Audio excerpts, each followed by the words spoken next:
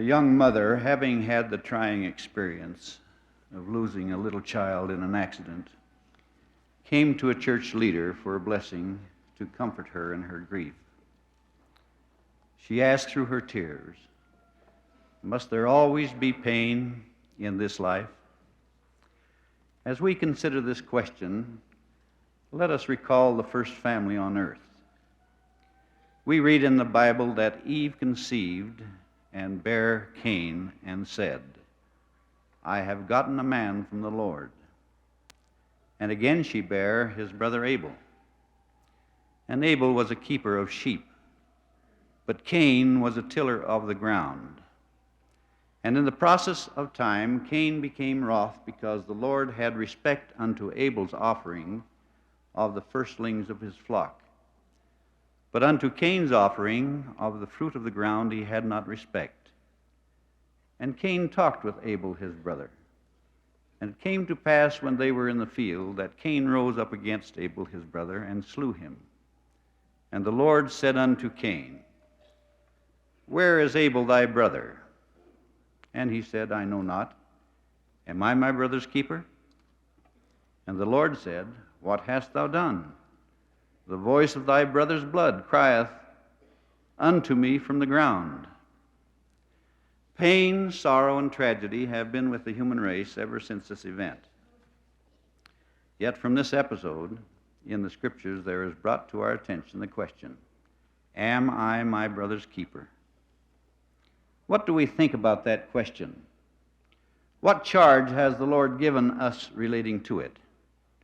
Let us refer to 1 John chapter 3, beginning with the 11th verse, where we read, "For this is the message that ye heard from the beginning, that we should love one another. We know that we have passed from death unto life, because we love the brethren. He that loveth not his brother abideth in death. Hereby perceive we the love of God, because he laid down his life for us, and we ought to lay down our lives for the brethren. My little children, let us not love in word, neither in tongue, but in deed and in truth." What is the seed of mother love? Is it not sacrifice? Such love is considered to be the deepest and most tender. Is this because the mother passes through the valley of the shadow of death to give birth to her child and is continually sacrificing for that child's welfare? Is this why Christ loves the world? Because he toiled to make it, because he sacrificed his life for the world and its people. We are told that God so loved the world that he gave his only begotten Son to save it from ruin. And the Son was willing to suffer for that salvation of that for which he had toiled. We all love that for which we sacrifice. Giving and serving to the point of sacrifice creates love. The term religion encompasses concern for our brethren, as we are told in James 1:27.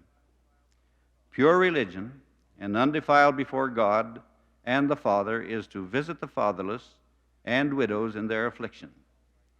When people say religion is all right for some, but I am not religious, and it means nothing to me, is it because they have not experienced the uplift that comes from sacrificing for and serving their fellow men? Perhaps they have simply not recognized the needs of their neighbors. Everyone has a need. Man does not stand alone. Edwin Markham puts the basic needs of man clearly before us and simply in these words: 3 things must a man possess if his soul would live and know life's perfect good. 3 things would the all-supplying Father give: bread, beauty, and brotherhood. Truly, our Father in heaven has made it possible for us to receive our daily bread. For he said, referring to the keeping of his commandments, "Verily I say that inasmuch as ye do this, the fullness of the earth is yours. The beasts of the field and the fowls of the air, and that which climbeth upon the trees and walketh upon the earth, whether for food or for raiment, or for houses, or for barns, or for orchards, or for gardens, or for vineyards, yea, all things which come of the earth in the season thereof are made for the benefit and the use of man, both to please the eye and to gladden the heart, yes, for food and for raiment, for taste and for smell, to strengthen the body and to enliven the soul. And it pleaseth God that he hath given all these things unto man, and in nothing doth man offend God, or against none is his wrath kindled, save those who confess not his hand in all things, and obey not his commandments. Since God has been so good to us, he has asked us to be good to our brethren who may not be so fortunate as we. For he has admonished us, and behold, thou wilt remember the poor, and consecrate of thy properties for their support that which thou hast to impart unto them. And inasmuch as ye depart of your substance unto the poor, ye will do it unto me, and they shall be laid before the bishop of my church. This commandment of providing for our needy brethren is found in the principle of fasting, as we read in the documentary history of the church. And I quote, "Let this be an ensample to all saints, and there will never be any lack for bread when the poor are starving. Let those who have fast one day and give that what they otherwise would have eaten to the bishops for the poor, and everyone will abound for a long time. And this is one great and important principle of fasts, approved of the Lord. And so long as the saints will all live this principle with glad hearts and cheerful countenances, they will always have an abundance."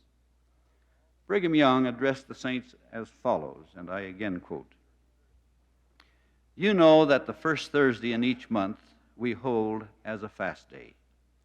How many here know the origin of this day? Before tithing was paid, the poor were supported by donations. They came to Joseph and wanted help in Kirtland, and he said there should be a fast day, which was decided upon.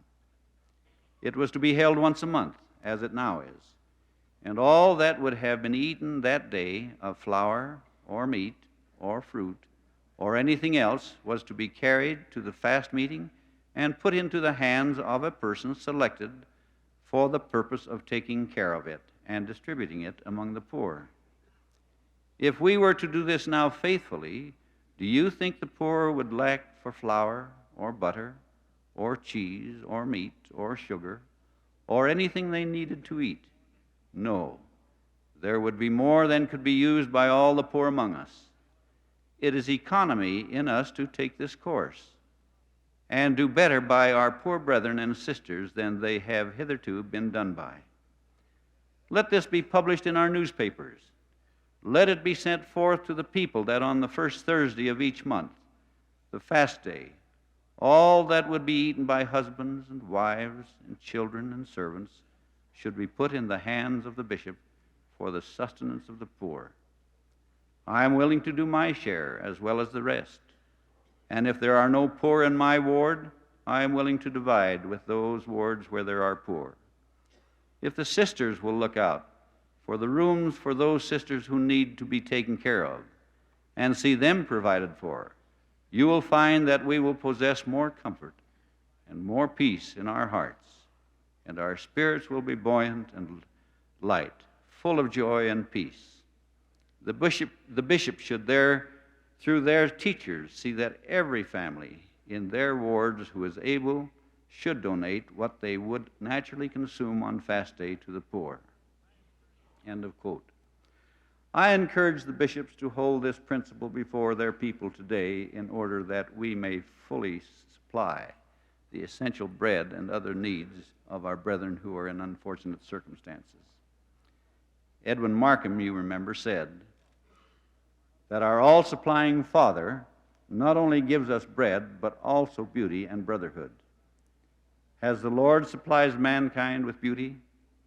Anyone who doubts it needs only to open his eyes to the sunrise and the sunset, and his ears to the sound of rain and wind, to marvel at the colors of the flowers and the rainbow, to perceive the variety in the scenery of the desert and the forest, the fields of grain, the mountains, rivers, and oceans. At this time of the year, we are beginning to thrill with the new life of springtime. And as we lose ourselves in the teeming life about us, we become part of it. All the earth, with no sterility in it, gladdens the heart. In our concern as our brother's keeper, we can help one another understand the gift of beauty which is ours. Let us take the time to see and to feel and enjoy all that God has created for us. Margaret White brings this responsibility to our minds as we follow her words. And I quote, "I took a little child's hand to lead him to the Father. My heart was full of gratitude for the glad privilege. We walked slowly. I suited my steps to the short steps of the child. We spoke of the things the child noticed. Sometimes we picked the Father's flowers and stroked their soft petals and loved their bright colors. Sometimes it was one of the Father's birds we watched to build its nest. We saw the eggs that were laid. We wondered, elated at the care it gave its young. Often we told stories of the Father. I told them to the child, and the child told them again to me. We told them over and over again. Sometimes we stopped to rest, leaning against one of the Father's trees and letting his cool air cool our brows, and never speaking, and then, in the twilight, we met the Father. The child eyes shone. He looked lovingly, trustingly, eagerly up to the Father's face. He put his hand into the Father's hand. I was forgotten for the moment. I was content." End of quote. Beauty, a gift of the all-supplying Father. What of brotherhood, the third need of man? Perhaps the greatest need. Surely in this modern world where hate and envy seem to abound, the call to love the Lord thy God with all thy heart, might, mind, and strength, and to love thy neighbor as thyself is essential if peace is ever to be found. It seems that man knows no bounds to the physical conveniences he can produce. We boast how our knowledge is expanding as new discoveries are made which open up the materialistic world. Yet progress in solving the problem of how to live with our brethren seems so slow in comparison. One of the many stories to be found in the Scriptures relating to love of brethren is that of the book of Esther, the beautiful Jewess who found favor with the king and became queen. Haman, who had been set above all the princes, became wroth when Mordecai, the uncle of Esther, refused to bow down to him and made a plan to destroy all the Jews. Mordecai, having heard the proclamation of death, sent word to Queen Esther to charge her that she should go in unto the king and make supplication unto him and to make request before him for her people. Esther explained the law and replied, that whosoever, whether man or woman, shall come in unto the king in the inner court who is not called is put to death, except such to whom the king shall hold out the golden scepter that he may live. I have not been called to come in unto the king for 30 days. Mordecai replied, thou and thy father's house shall be destroyed. At this, Esther realized her responsibility for her brethren and answered, go gather together all the Jews that are present in Shushan, and fast for me, and neither eat nor drink 3 days, night or day. I also and my maidens will fast likewise. And so I will go unto the king, which is not according to the law. And if I perish, I perish. As a result of this decision to put the matter into the hands of the Lord, Esther was able to perform this great service for her brethren and save them. Our brethren are with us constantly, and we must not only be mindful of them, but also of the stranger in our midst. Let us be reminded of this obligation by these words of Burton Hillis. If there is a stranger in your neighborhood today, better check up on him. He may need a friend. If he is still a stranger tomorrow, better check up on your neighborhood. An example of brotherhood in action occurred a few weeks ago in the San Fernando Valley. The major jolt of the earthquake was at 6 o'clock in the morning, but home teachers, relief society leaders, and priesthood quorums almost immediately began to do their part in helping hundreds who were evacuated from their homes. Many of these families around found refuge in the homes of church members. Within 30 minutes, a pair of home teachers stopped by their bishop's home to check for special instructions before making a quick survey of their families, and home teachers called leaders who in turn reported to bishops, and bishops reported to stake presidents. Within 6 hours after the first jolt, some wards could account for most of their members. Stake presidents attempted to pinpoint the hardest hit areas and offer assistance where it was most needed. A priest quorum in Granada Hills moved a family with 7 children to another home. A first counselor in a bishopric woke up as his chimney toppled onto his roof, breaking through some of the rafters and knocking a hole in his ceiling. But he said, "I wasn't concerned about that, as I was my neighbor's home, which immediately caught fire. No one had any water, so we got up on our roofs to beat out the sparks." A bishop who was on his way to work when the quake struck was concerned about being unable to contact his home or ward members for several hours. But in his absence, the priest members had gone into action, and by early afternoon, every family in the ward had been contacted. His wife reported that as soon as the telephone was restored to order, she had constant calls of families offering to take evacuated people into their homes. "People have been great," she reported. "It renews your faith, the way they pitch in when the chips are down." The chips are down some places every day, although not always so drastically. The Lord knows that we need one another, and for that reason He has made us brothers. Let us show our appreciation for these basic needs our Father in heaven has supplied by living that which we profess to believe and truly being our brother's keeper. If we are to enter again into God's presence, it will be by reaching out to others, for you cannot reach closer to God than you can to your fellow men, which I testify in the name of Jesus Christ. Amen.